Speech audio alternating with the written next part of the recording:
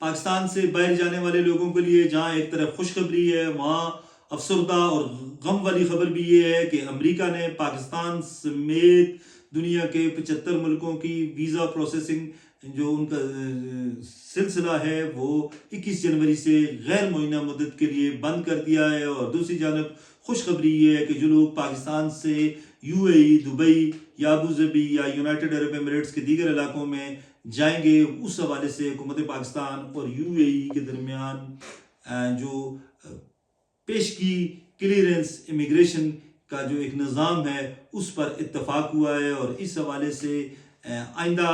جو چند ہفتے ہیں یا چند دن ہیں، اس حوالے سے دونوں ملکوں کے درمیان ایک باضابطہ معاہدہ بھی ہو جائے گا۔ اس طرح کا نظام جو ہے پری امیگریشن کلیئرنس کا نظام دنیا کے مختلف ملکوں میں رائج ہے۔ امریکہ کی اگر آپ بات کریں تو امریکہ نے بھی بہت سے ملکوں کے ساتھ یہ معاہدہ کیا ہوا ہے۔ دبئی سے اگر کوئی بندہ امریکہ جاتا ہے تو اس کی تمام تر امیگریشن جو ہے وہ دبئی میں ہی ہو جاتی ہے۔ دبئی ایئرپورٹ پر امریکن سٹاف بیٹھا ہوا ہے، امریکن عملہ بیٹھا ہوا ہے، وہ وہیں پر کے امیگریشن کرتا ہے اور امیگریشن کی کلیئرنس کے بعد لوگوں کو بھیجتا ہے۔ اور پھر جب یہ مسافر جاتے ہیں امریکہ میں تو وہ ان کو اس طرح ٹریٹ کیا جاتا ہے جیسے وہ کسی لوکل فلائٹ سے آئے ہیں، اور وداؤٹ اینی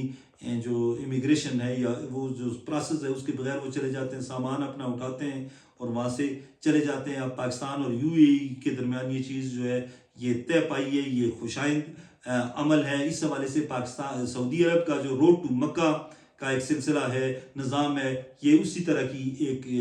کاوش ہوگی، کیونکہ سعودی عرب اور پاکستان کے درمیان بھی اس طرح کا ایک معاہدہ ہے۔ بالخصوص حج کے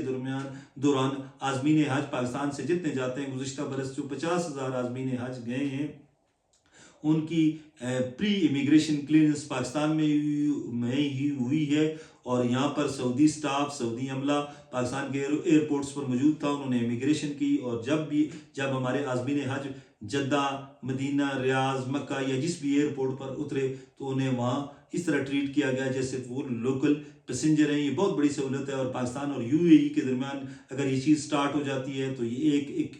ایک انقلابی قدم ہوگا، کیونکہ امیگریشن کے حوالے سے یہی شکایتیں آتی ہیں کہ وہاں پر بہت زیادہ لمبی لائنیں ہوتی ہیں، لوگوں کو گھنٹوں انتظار کرنا پڑتا ہے، لوگوں کا قیمتی وقت ضائع ہوتا ہے۔ اور اب پاکستان اور یو اے ای کے درمیان یہ چیز جو ہے یہ تقریباً طے پا چکی ہے، اور پہلے مرحلے میں کراچی کے ایئرپورٹ کو استعمال کیا جائے گا۔ جناح جو ٹرمینل ہے وہاں سے پری امیگریشن کلیئرنس کا سلسلہ شروع ہوگا، وہاں پر یو اے ای کے لوگ بیٹھیں گے یا کیا سسٹم ہوگا، اس حوالے سے چیزیں ابھی طے ہوئی ہیں یا ہونے والی ہیں، وہ چیزیں واضح نہیں ہیں، سامنے نہیں آئیں۔ لیکن اس بات پر پاکستان کی وزارت داخلہ نے یہ کہہ دیا ہے کہ محسن نقوی صاحب جو ہمارے وزیر داخلہ ہیں ان کے اور یو اے ای کے جو ذمہ داران ہیں ان کے درمیان اصولی طور پر یہ اتفاق ہو گیا ہے کہ پاکستان سے پری امیگریشن کلیئرنس کا سلسلہ شروع ہوگا، کراچی سے سٹارٹ ہوگا، اور پھر وقت گزرنے کے ساتھ ساتھ دیگر جو لاہور ہیں، دیگر جو ایئرپورٹس ہیں، لاہور، اسلام آباد، پشاور یا کوئٹہ یا دیگر جو ہمارے ایئرپورٹس ہیں، فیصل آباد، ملتان، سیالکوٹ، وہاں سے بھی یہ سلسلہ شروع ہو جائے گا۔ لوگ یہی کہتے ہیں کہ یہ اگر ہوتا ہے تو یہ ایک انقلابی قدم ہوگا، کیونکہ اس عام آدمی کے لیے مشکلات جو ہیں وہ کم ہوں گی۔ اور دوسری جانب جس طرح ہم نے شروع میں بتایا کہ امریکہ نے پاکستان سمیت دنیا کے 75 ملکوں کی ویزا پروسیسنگ جو ہے اس پر امیگریشن کے حوالے سے، امیگرنٹس کے ویزا کے حوالے سے جو پابندی لگا دی ہے تا حکم ثانی، اور یہ ایک بری خبر ہے، کیونکہ پاکستان میں یہ تاثر عام پایا جاتا ہے کہ پاکستان اور کا جو موجودہ سیٹ اپ ہے، سسٹم ہے، وہ اس کے اور امریکہ کے سیٹ اپ کے درمیان بڑی ایک مماثلت پائی جاتی ہے، اور دونوں ملکوں کے درمیان تعلقات بہت اچھے ہیں۔ اور صدر ٹرمپ یا ان کی جو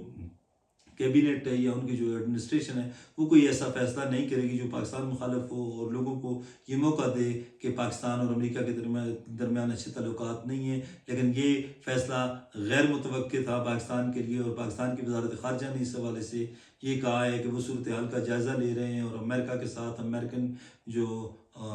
حکام ہیں ان کے ساتھ وہ رابطے میں، اور بہت جلد ہم اس حوالے سے کوئی اس کا حل نکال لیں گے۔ بہرحال یہ دونوں خبریں تھیں ان لوگوں کے لیے جو بیرونی دنیا میں جا رہے ہیں، بیرونی ملک سفر کر رہے ہیں، ایک اچھی خبر، دوسری بری خبر۔ بہرحال خوش رہیں، آباد رہیں، ہمارے ساتھ آپ ٹچ رہیے گا، جو بھی تازہ ترین صورتحال ہوئی ہم آپ کو کے ساتھ شیئر کرتے رہیں گے۔ اللہ حافظ۔